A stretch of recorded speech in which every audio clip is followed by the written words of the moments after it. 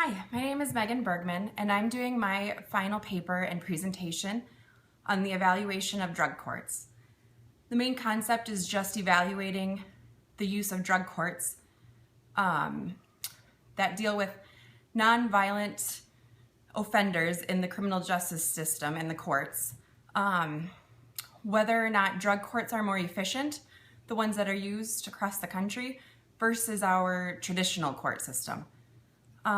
My thesis statement was, I believe that drug courts are more effective and efficient than traditional courts because they focus on the individual and encourage rehabilitation efforts to create a productive citizen, and by also creating an effective use of taxpayer dollars.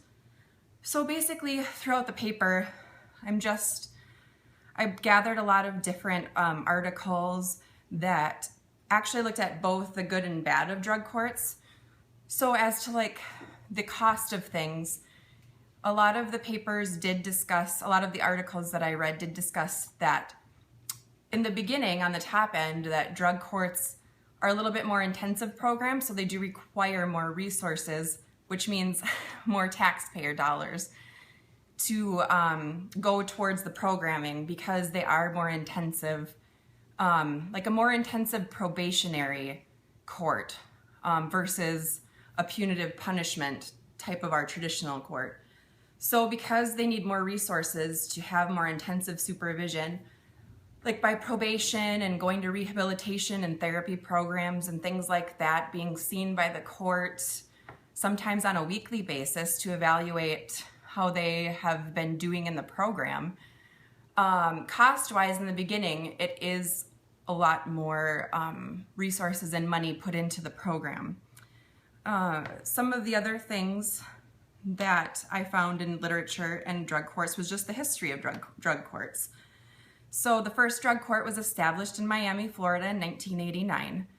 And then by 2007, there were 2,147 drug courts that were fully operational, with 284 that were already in the planning stages.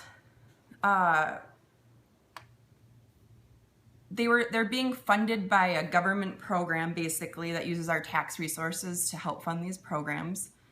There are many different kinds of drug courts that kind of focus on different areas and different people. So there are like a few tribal drug courts, and there are some drug courts that just focus on alcohol, so like DWI court.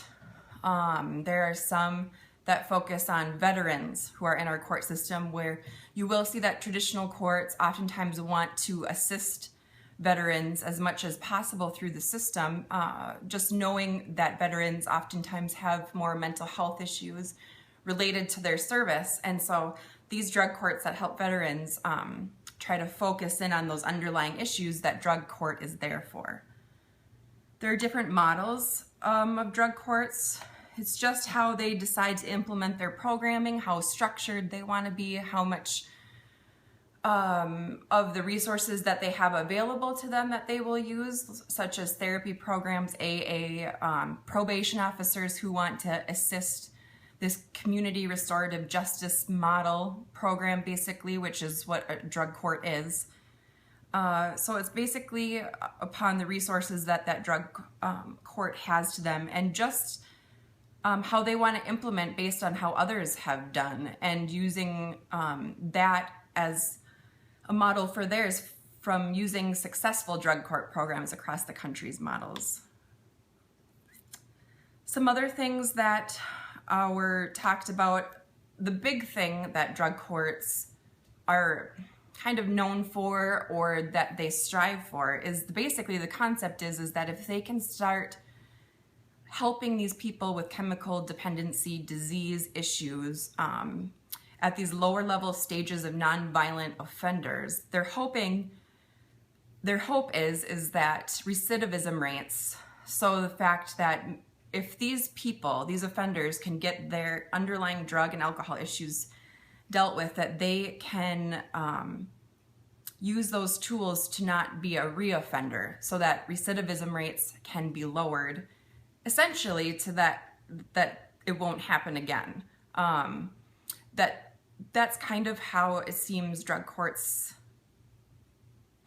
gauge their success of their program, is that these people first graduate the program, and then secondly, that they don't reoffend. And so in my research and in my articles, I was looking for like statistics or things of that nature to help support my thesis, which was that drug courts do help recidivism rates, that they are lowered. And there were statistics to provide that. Depending upon the article, they would say slight. Depending upon the article, they would actually have real statistics. So there were some of those found and that did support. There were articles that I found that supported that, yes, the cost was on the high end in the beginning, but essentially you're lowering the main criminal justice system cost lower because these people aren't being incarcerated. They're not reoffending and having to consume more resources of our court system. So they were saying, you know, that in the beginning, yes, they're going to be more expensive, but that in the end, it's ultimately saving a lot of our resources for our criminal justice system in total.